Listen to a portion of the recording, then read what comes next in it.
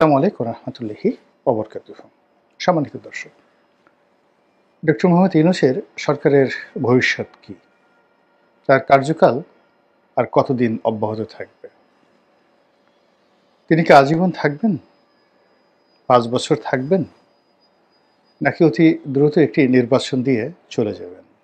নাকি নির্বাচন দেওয়ার মতো পরিবেশ হয়তো তিনি পাবেন না, তিনি মনের দুঃখে পদত্যাগ করবেন, মনের দুঃখে চলে যাবেন, অথবা এনিথিং অড, অপ্রত্যাশিত বা অনভিপ্রেত অনেক ঘটনা ঘটতে পারে এবং সেরকম একটা পরিবেশ পরিস্থিতির দিকে দেশ যাচ্ছে কিনা এই বিষয়গুলো নিয়ে আলোচনা করব। আমাদের দেশের মানুষের যে স্বাভাবিক চরিত্র, আমরা সবসময় শক্তের ভক্ত, নরমের জম। আমাদের দেশের বেশিরভাগ মানুষ পাওয়ার পলিটিক্স করতে ভালোবাসেন। ক্ষমতার মসনদে যদি 1 মাসের একটি অবোধ শিশুকে বসিয়ে দেওয়া হয়, তবু আমাদের দেশের জনগণ সেই শিশুকে সেলুট করবে, সম্মান করবে।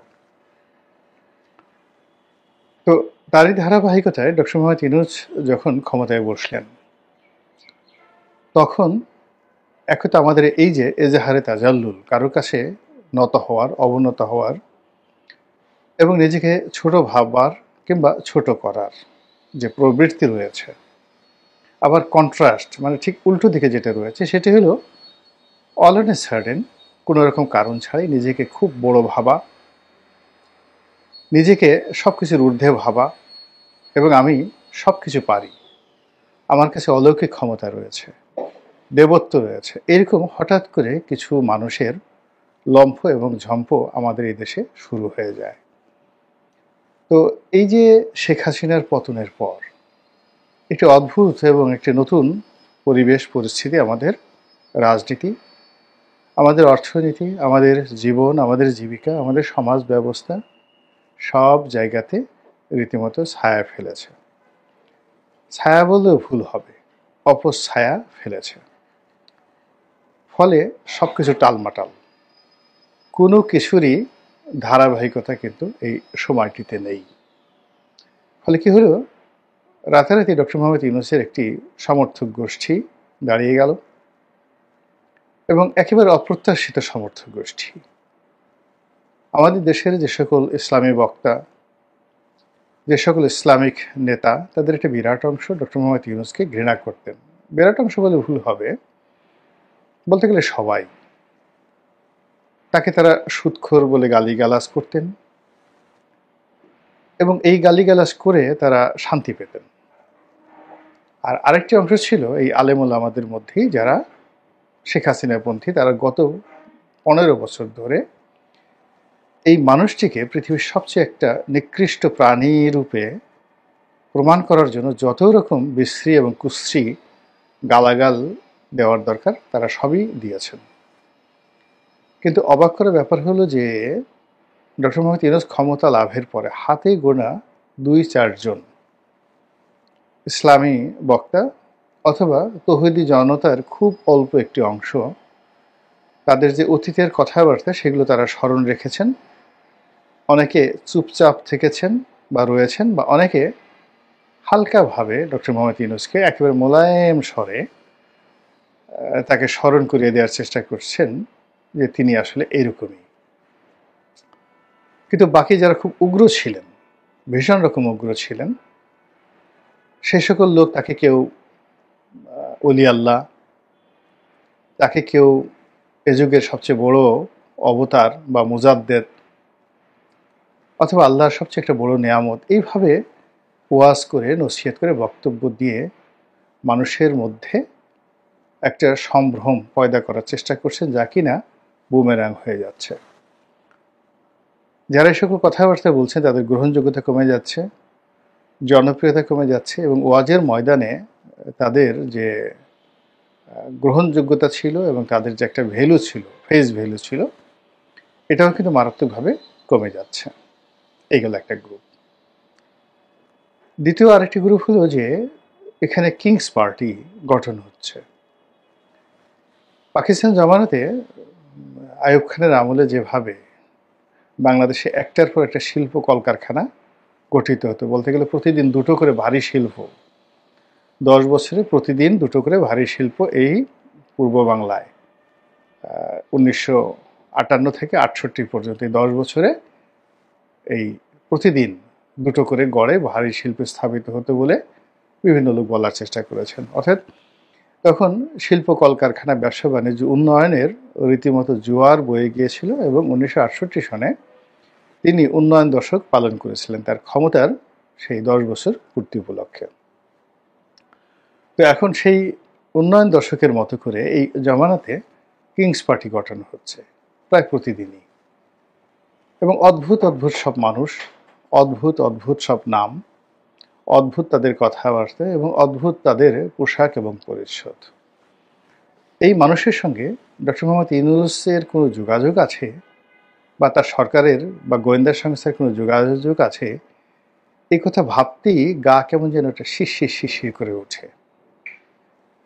3 নম্বরে যে জিনিসটি, সেটি হলো সরকারের যে সকল কর্তা ব্যক্তি তারা ধৈর্য হারিয়ে ফেলেছেন, ভীষণ রকম ধৈর্য হারিয়ে ফেলেছেন। তাদের মুখ গম্ভীর হয়ে গেছে, গায়ের চামড়া অনেকের কালো হয়ে গেছে এবং তাদের কথাবার্তা এলোমেলো হয়ে গেছে।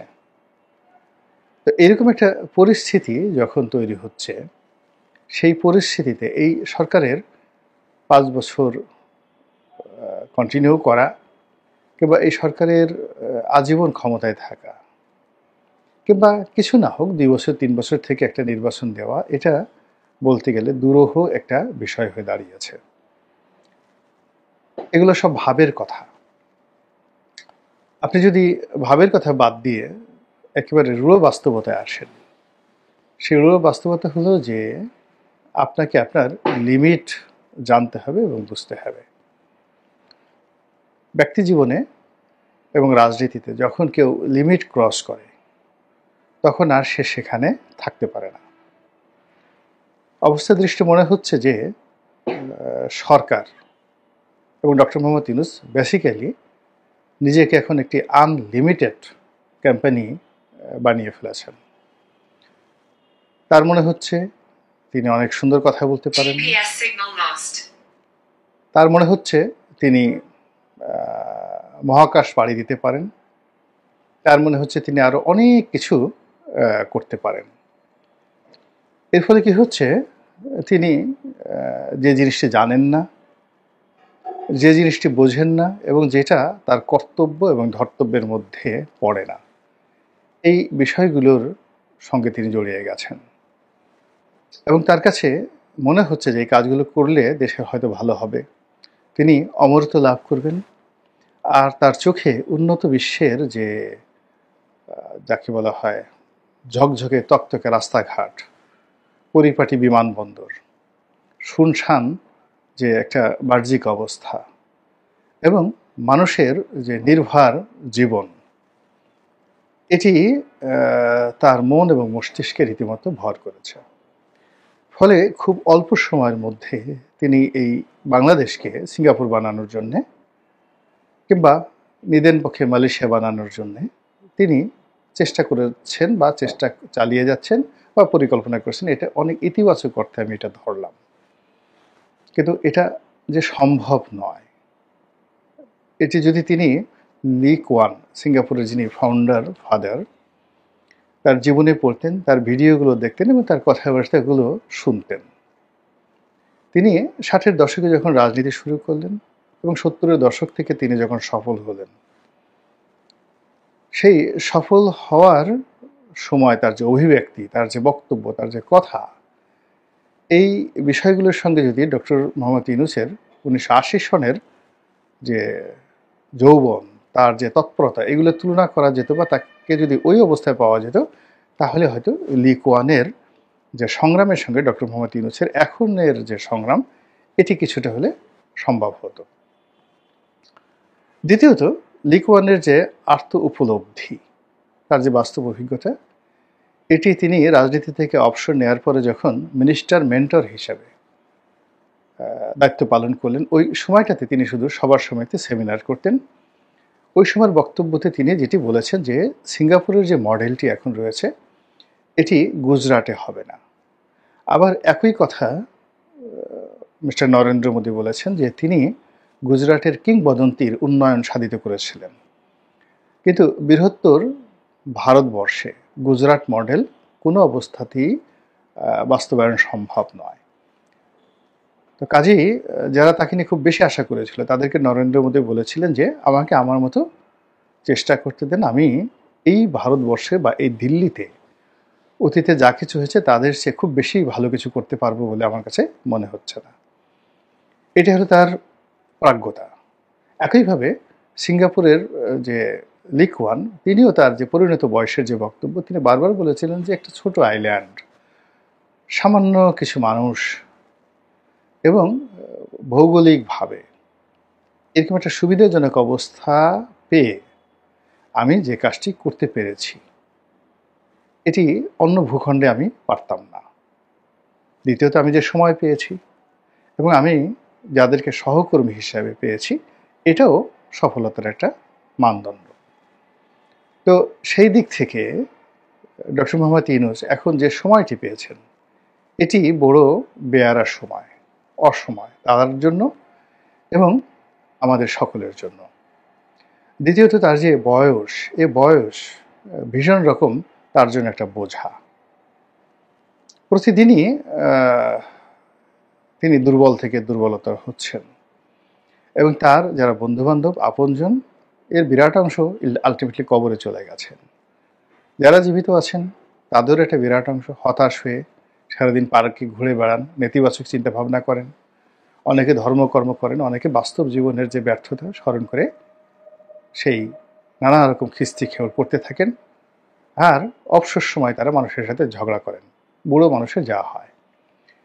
তো সেই বৃত্ত থেকে বের হয়ে তিনি একা এই রাষ্ট্রীয় জায়গাতে বসে তিনি রাতারাতি সব কিছু করে ফেলবেন, এটা কোনো যুক্তিতে, কোনো বিজ্ঞানে, কোনো ধ্যান ধারণায় এই পৃথিবীতে ঘটেনি।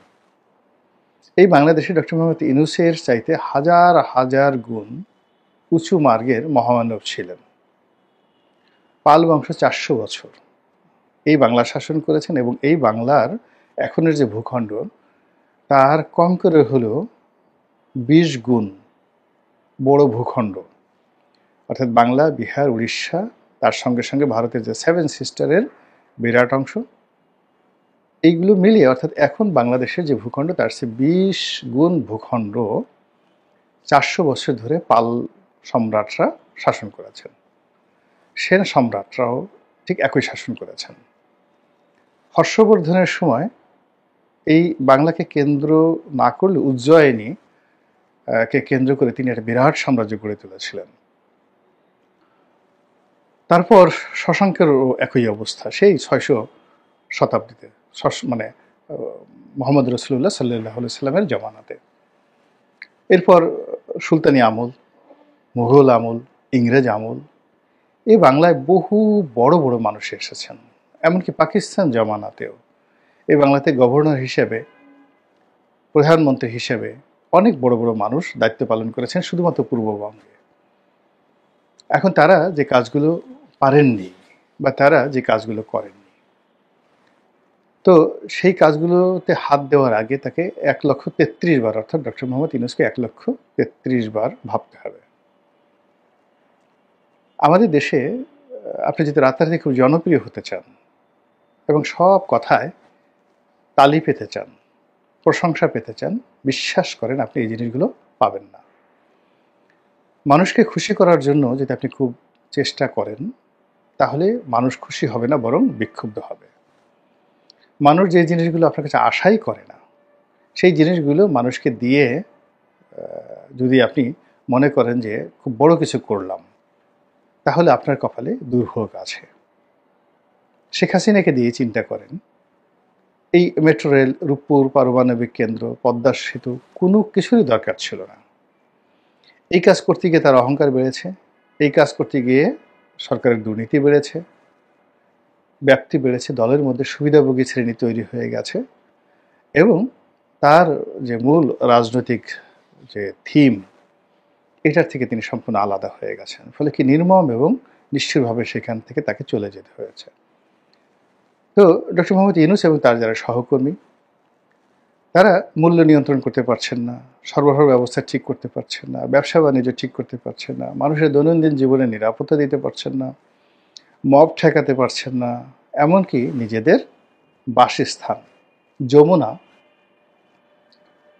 সেখানটিও তারা রক্ষা করতে পারছেন না। এমনকি তার যে সরকারি বাসভবন যমুনার, আপনি চারিদিকে গিয়ে দেখেন ঢাকা শহরে যমুনা যে ওয়াল, চারিদিক থেকে যে ওয়াল, সেখানে যে ময়লা এবং আবর্জনা রয়েছে, ধুলো রয়েছে, বালি রয়েছে, এগুলো সাধারণত অন্য কোনো বিল্ডিংয়ে নেই। তো যেই মানুষ তার নিজের বাড়িটা ঠিকমতো পরিষ্কার রাখতে পারে না, পরিচ্ছন্ন রাখতে পারেন না, তিনি চট্টগ্রাম বন্দরকে সিঙ্গাপুর পোর্ট অথরিটির হাতে দিয়ে এটিকে সিঙ্গাপুরের আদলে একটা পোর্ট গড়ে তুলবেন, তারপরে এটিকে একটা বিশ্বমানের বন্দর গড়ে তুলবেন এবং চট্টগ্রামকে তিনি যাকে বলা হয় বাংলাদেশের হার্ট বর্ণনা করে, এই হার্ট তিনি সিঙ্গাপুরের ডাক্তার এনে চিকিৎসা করাবেন। এটা অসম্ভব বিষয়। এই যে আরাকান রাজ্যে যে সমস্যা, রোহিঙ্গাদের সাথে যে সমস্যা, এই সমস্যা তো আজকের নয়, এই সমস্যা মুঘল আমলের।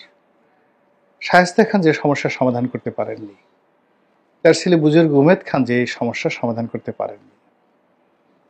তারপর ইংরেজ জমানাতে লর্ড ক্যানিংয়ের মতো মেধাবী শাসক এই সমস্যার সমাধান করতে পারেননি। লর্ড হার্ডিঞ্জের মতো, যিনি ওই পদ্মা নদীর উপর ওই সময়টাতে ব্রিজ তৈরি করেছিলেন, তার মতো লোক এই সমস্যার সমাধান করতে পারেননি। তো সেই সমস্যাটা তিনি সমাধান করে ফেলবেন, সেখানে মানবিক করিডোর দিবেন। এই জিনিসগুলো তাকে যে কতটা বিপদ এবং বিপত্তির মধ্যে আলটিমেটলি ফেলে দিয়েছে, এটা আমরা বাইরে থেকে হয়তো অনুভব করছি, কিন্তু ভিতরে ভিতরে তিনি টের পাচ্ছেন।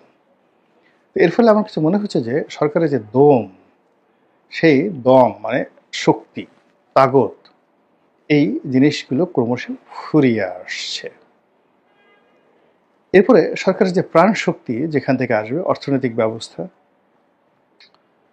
এবং আমলাতন্ত্রের যে কৌশল এবং আইনশৃঙ্খলা রক্ষাকারী বাহিনীর সহযোগিতা এবং সরকারের যে গোয়েন্দা বিভাগগুলো রয়েছে, সেই গোয়েন্দা বিভাগগুলোর একেবারে যাকে বলা হয় সহযোগিতা, এটি তিনি প্রথম দিন থেকে পাচ্ছেন না এবং এখন পর্যন্ত তার কোনো লক্ষ্য নেই পাওয়ার। অথচ এই জিনিসগুলো, অর্থাৎ গোয়েন্দা রিপোর্ট ছাড়া, গোয়েন্দা বাহিনীর সহযোগিতা ছাড়া এবং গোয়েন্দা কর্মকর্তাদের যাকে বলা হয় তার পক্ষে স্বতঃস্ফূর্ত যে পারফরমেন্স বলা হয়, সেই পারফরমেন্স কনফার্ম না করা পর্যন্ত তার পক্ষে আসলে তার যে দুরাশা, উচ্চাভিলাষ, এগুলো তো দূরের কথা, তার যে দৈনন্দিন কর্মকাণ্ড, এই দৈনন্দিন কর্মকাণ্ডই চালানো সম্ভব নয়।